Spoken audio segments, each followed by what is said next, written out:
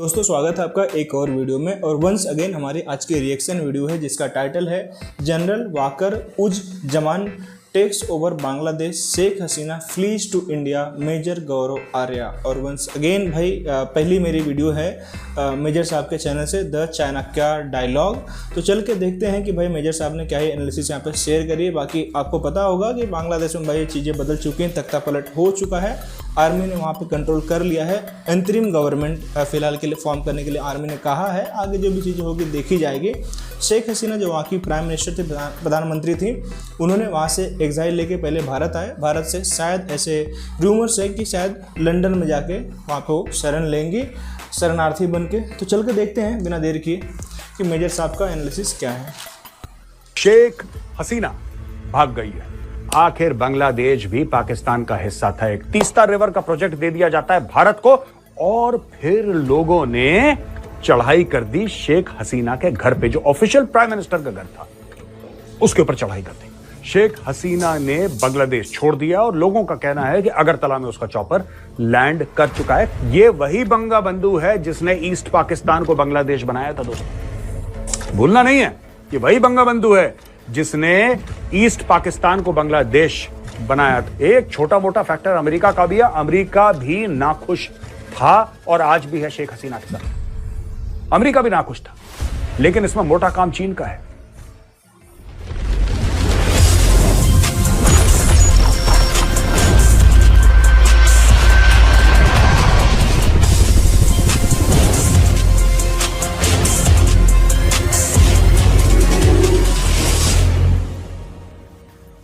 जय हिंद दोस्तों, मैं हूं मेजर गौरव आर्या और आप देख रहे हैं द चाणक्य डायलॉग। इस वीडियो को लाइक करिए, हमारे चैनल को सब्सक्राइब करिए, बेल आइकन दबाना बिल्कुल मत भूलिएगा। दोस्तों शेख हसीना भाग गई है। शेख हसीना ने बांग्लादेश छोड़ दिया और लोगों का कहना है कि अगरतला में उसका चॉपर लैंड कर चुका है कुछ समय पहले। जब तक आप ये वीडियो देखेंगे आपको आगे की भी खबर मिल चुकी होगी मेन स्ट्रीम मीडिया से, लेकिन वहां पे रिजर्वेशन यानी कि आरक्षण को लेकर बड़ी सारी प्रॉब्लम्स हो रही थी। लगभग 100 लोग, मोटा मोटी बता रहा हूं, लगभग 100 लोग मारे गए और फिर लोगों ने चढ़ाई कर दी शेख हसीना के घर पे, जो ऑफिशियल प्राइम मिनिस्टर का घर था, उसके ऊपर चढ़ाई कर दी। और दोस्तों ये कुछ फोटोग्राफ्स हैं जिसमें आप देख सकते हैं किस तरीके से लोग उसके घर में जा रहे हैं, उसका फर्नीचर चोरी कर रहे हैं। आखिर बांग्लादेश भी पाकिस्तान का हिस्सा था एक टाइम पे। आपको याद होगा 9 मई को पाकिस्तानियों ने क्या करा था जब घुस गए थे कोर कमांडर लाहौर के घर में। उसके घर से भी उन्होंने कोरमा चुराया था, मोर चुराई थी, स्ट्रॉबेरी चुराए थे, सब्जी दाल चावल सब कुछ चुरा लिया था। वैसे ही बांग्लादेशियों ने शेख हसीना के घर में घुस के उसका फर्नीचर चुरा लिया, पता नहीं क्या क्या और चुरा लिया वहां पे, सेम टू सेम। और यहां पे आप फोटोग्राफ देखिए कि बंगा बंधु, जिसको लोग कहते हैं बंगा बंधु, शेख मुजीबुर रहमान, उसकी मूर्ति के ऊपर एक बंदा चढ़ा हुआ है और हथौड़े से उसकी मूर्ति तोड़ रहा है। यह वही बंगा बंधु है जिसने ईस्ट पाकिस्तान को बांग्लादेश बनाया था। दोस्तों भूलना नहीं है, यह वही बंगा बंधु है जिसने ईस्ट पाकिस्तान को बांग्लादेश बनाया था। और एक जमाने में दोस्तों पाकिस्तानी फौज ने इसके परिवार की हत्या की साजिश करी थी और भारतीय सेना थी जो इनके पूरे परिवार को सेफली वहां से निकाल के इंडिया लेकर आई। अच्छा दोस्तों, ये तो होगी बैकग्राउंड स्टोरी। अब हुआ क्या है वहां पे? हुआ यह है कि लोग चले गए प्रधानमंत्री निवास के अंदर, ये चुपचाप भागी कार से एक एयरफील्ड में गई, चॉपर पकड़ा, मिलिट्री का चॉपर, और मिलिट्री का चॉपर टक टक टक टक करके वो इंडिया में लैंड कर गया। वहां पे वकारुज्जमान कौन है? Chief of army staff of the Bangladesh army.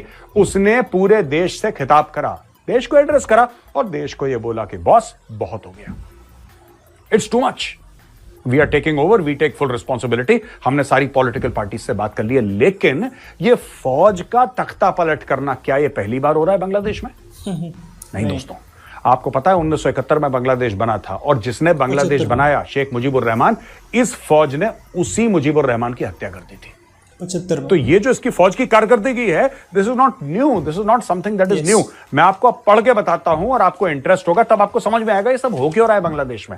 ये देखो साहब, अब मैं पढ़ के ही बता देता हूं, आपको सामने लिखा हुआ है अगस्त 15 माफ करना 1975 को first major coup when Sheikh Mujibur Rahman was assassinated। दोस्तों इस पूरे कांड में 6 बांग्लादेश के अफसर मुलव्विस थे और इनमें से शामिल मेजर सैयद फारूक रहमान, मेजर खांडकर अब्दुल रशीद, इन दोनों ने मिलकर शेख मुजीबुर रहमान की हत्या करी, उसके परिवार को भी मार दिया। शेख रेहाना और शेख हसीना, ये दोनों बहनें बाहर थी। शेख हसीना आप जानते हैं जो अभी भागी है, ये भी बाहर थी, और शेख रेहाना इसकी बहन ये भी बाहर थी, इसलिए वो बच गए। पूरे खानदान को इन्होंने नस्ते नाबूद कर दिया और खांडेकर मुश्ताक अहमद राष्ट्रपति बन गया बांग्लादेश का। एक और कांड 1975 में Sheikh Ziaur Rahman appointed chief of army staff, और सितंबर में indemnity ordinance provided legal cover, उन्होंने यह भी कांड कर दिया। फिर दोस्तों नवंबर 3, 1975 में ब्रिगेडियर जनरल खालिद मुशर्रफ एक और आया। ये सारा का सारा 75 के कांड हैं। ये सारा का सारा 75 का कांड है। अगस्त में शुरू हुआ, नवंबर तक चलता चला आ रहा है। 3 नवंबर 1975 को ब्रिगेडियर जनरल खालिद मुशर्रफ ने फिर से एक कू करी, और जिन्होंने कू करी थी उन पर डबल कू कर दी। यानी कि जिन्होंने विद्रोह करा था, विद्रोहियों का भी बाप निकला, इन्होंने उसके खिलाफ विद्रोह कर दिया, leading to the death of 4 leaders and Ziaur Rahman house arrest. उस बंदे का कर दिया हाउस अरेस्ट। और 7 नवंबर को अनदर कू।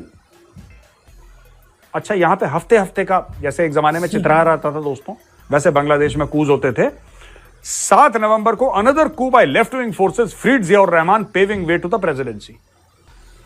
तो आप समझ लो 3 नवंबर को ये जेल गया, 7 नवंबर को ये राष्ट्रपति बन गया उसी साल में। ठीक है जी।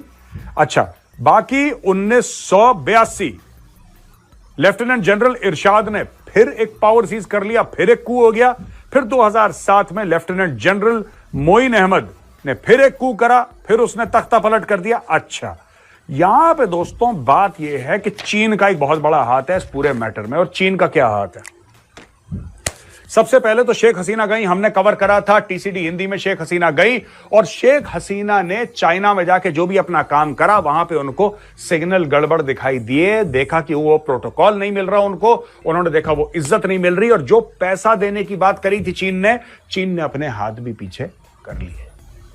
चीन ने अपने हाथ पीछे कर लिए, और चीन ने अपने हाथ पीछे करने के बाद चाइना ने कुछ 5 अरब की बात हुई थी, कुछ 100 मिलियन में रफा दफा करने की कोशिश करी, और उनको प्रोटोकॉल नहीं मिला, उनको बुरा लगा, वो वापस आ गई। वहां पे साथ ही साथ सारा गेम चल रहा है कि तीस्ता रिवर का प्रोजेक्ट दे दिया जाता है भारत को, और वो खुले कहती हैं शेख हसीना कि चीन को ये नहीं देना है। इसके अलावा दोस्तों मोंगला पोर्ट का प्रोजेक्ट भी चाइना को जाना था, चाइना को नहीं गया।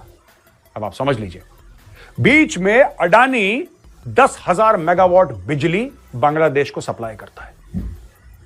चाइना चाह रहा था कि सारा काम वो करे, लेकिन चाइना इन सारी रेस में पीछे था। वहां पे अमेरिका का भी एक फैक्टर है दोस्तों, एक छोटा मोटा फैक्टर अमेरिका का भी है। अमेरिका भी नाखुश था और आज भी है शेख हसीना के साथ। अमेरिका भी नाखुश था, लेकिन इसमें मोटा काम चीन का है। मैं आपको बताता हूं कैसे। ये शेख हसीना के कुछ लॉयल मिलिट्री ऑफिसर्स लगातार शिकायत कर रहे थे चाइना से कि भाईजान, जो हमने आपसे हवाई जहाज खरीदे हैं, जो हमने आपसे शिप्स खरीदे हैं, जो हमने आपसे वेपन्स खरीदे हैं, आर्टिलरी खरीदी है, राइफल्स खरीदी हैं, वो सब कबाड़ा हैं। That's all bloody junk, they don't fire. आपका हथियार चलता ही नहीं है, वो हथियार किस काम का। और जब उन्होंने बोला कि आप इसको ठीक करके दीजिए, चीन ने बोला और पैसा चाहिए, और पैसा लाओ तब हम देंगे। तो ये तनाव और तकरार की स्थिति बनती चली गई। वहां पे जो रिजर्वेशन की बात थी दोस्तों, पीछे की कहानी ये है कि रिजर्वेशन की बात थी। ये मुख्य तौर पे रिजर्वेशन किसको दिया था? ये मुख्य तौर पे रिजर्वेशन जो मुक्ति बाहिनी थे, जो शेख मुजीबुर रहमान के साथ थे, जिन लोगों ने बांग्लादेश के लिए हथियार उठाए और अपनी गर्दनों को, अपने माथे को संगीन के ऊपर रखा, तलवारें अपनी गर्दन पे रखी और देश के नाम पे मर मिटे, उनके बच्चों को रिजर्वेशन देने की बात थी बांग्लादेश में कि भाई उनके बच्चों के लिए कुछ बढ़िया करा जाए। यहां पे स्टूडेंट जो थे वो दुखी हो गए रिजर्वेशन आज से। ये रिजर्वेशन आज से है जो आज दुखी हो रहे हैं। ओ भाई, ये बहुत पहले की बात है और पहले भी इसके ऊपर प्रोटेस्ट हुए थे, लेकिन छुटपुट लाठी चार्ज हुआ है, 2-4 टीयर गैस के शेल्स फायर हुए, हवाई फायरिंग करी, सब वापस। ये इतना बड़ा हो कैसे गया मामला?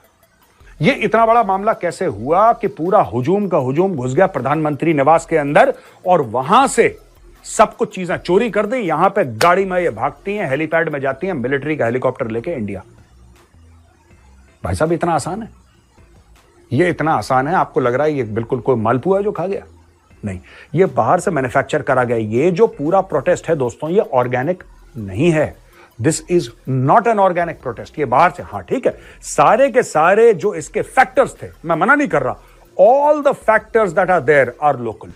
चाहे वो रिजर्वेशन का मामला हो, चाहे heavy handedness of the government हो, चाहे गवर्नमेंट का है शूट एट साइट, चाहे स्टूडेंट्स से ना बात करनी। ये जो पूरा स्टूडेंट्स का मामला है, नया नहीं है।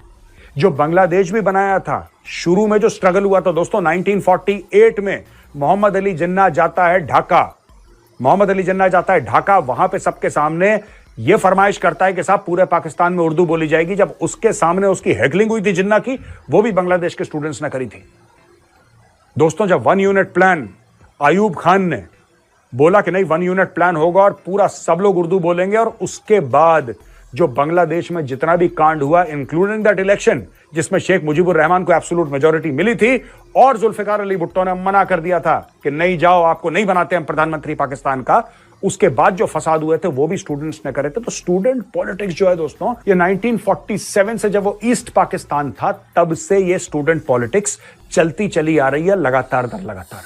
आगे चल के क्या होगा नोबडी नोज, हमें नहीं पता आगे चल के क्या होगा दोस्तों, लेकिन इतनी बात तय है कि Sheikh Hasina she is now in her 70s, उनका मैटर खत्म हो गया। लेकिन एक और चैप्टर मैं आपको बताता चलूं ये वीडियो खत्म करने से पहले दोस्तों, तब भी ताकतें थी जो शेख मुजीबुर रहमान के खिलाफ खड़ी थी, वो ताकतें थी जमातुल इस्लामी की, वो जमात की ताकतें थी जो पाकिस्तान की लॉयल थी, जो रेडिकल इस्लामिस्ट थी, जो मौदूदी का जो नजरिया था उसको मानती थी। वो ताकतें आज भी बांग्लादेश में हैं। वो वही ताकतें हैं जमात इस्लामी से मोटिवेटेड, जो ब्लॉगर्स की गर्दनें काटती हैं, जो वायलेंस करती हैं माइनॉरिटीज के खिलाफ।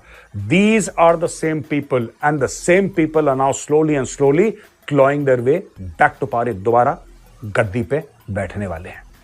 आज का वीडियो इतना ही, मैंने सोचा कि जल्दी से आपको एक खबर दे दूं, क्योंकि ये खबर हर घंटे बदलेगी दोस्तों। आप भी टेलीविजन देखते रहिएगा, और अगर मोटी खबर आती है तो कल फिर हम इसी टॉपिक को उठाएंगे। Thank you for watching this video. अगर वीडियो पसंद आए तो इस वीडियो को लाइक करिए, हमारे चैनल को सब्सक्राइब करिए, बेल आइकन दबाना बिल्कुल मत भूलिएगा। जय हिंद, वंदे मातरम, भारत माता की जय। भाई पूरा वीडियो देखने के बाद में आपकी पर्सनल ओपिनियन, आपकी व्यक्तिगत राय प्लीज़ कमेंट बॉक्स में एक बार जरूर देना। बाकी भाई मेरे सामने जो भी कहा ना सच कहा। और देखिए कैसा होता है ना, मैंने कहा ना कि मैं यहाँ पे इस चैनल पे या अपने इस प्लेटफॉर्म पे मैं हर तरीके की आइडियोलॉजी को यहाँ पे लेके आऊँगा। मैंने कभी पिछले में जिक्र करा था कभी कि भाई मेरा एज सच अभी तक कोई ऐसी आइडियोलॉजी है नहीं जो अपनी कंट्री के लिए अच्छी है, बस वही आइडियोलॉजी है। यहाँ पे मैं एक प्लेटफॉर्म दूंगा कि हम यहाँ पे हर तरीके की आइडियोलॉजी को फॉलो करेंगे। इस केस को मैं अच्छे तरीके से डील कर रहा हूँ, तो मैं जो शेख हसीना को विक्टिम बोल रहा है उनको भी यहाँ पे लेके आ रहा हूँ, उनके साथ में भी उनके वीडियोस पे भी रिव्यू कर रहा हूँ, रिएक्ट कर रहा हूँ, और जो उनको डिक्टेटर बोला उनके वीडियो पे भी रिव्यू कर रहा हूँ और रिएक्ट कर रहा हूँ। तो अपने ओपिनियन भाई कमेंट बॉक्स में ज़रूर देना। बाकी बांग्लादेश में जो स्थिति है उस पर हम निगाह बना के रखेंगे और बहुत सारी वीडियोज़ यहाँ पे लाते रहेंगे। वीडियो को लाइक करना, चैनल को सब्सक्राइब कर लेना, ज़्यादा से ज़्यादा इसे शेयर भी करना। जय हिंद।